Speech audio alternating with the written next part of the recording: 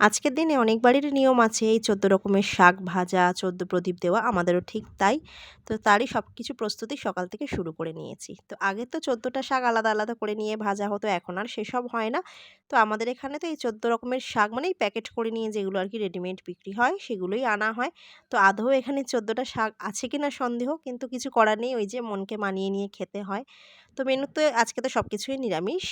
মেনুতে আজকে রয়েছে ১৪ রকমের শাক ভাজা, তার সাথে করব মুগের ডাল, আলু চোখা, বেগুন ভাজা। অনেকদিন পর কিন্তু ডালের সাথে আজকে একটু আলু চোখা করছি। সাধারণত একটু ভাজা বা একটা তরকারিই হয়ে থাকে ডালের সাথে।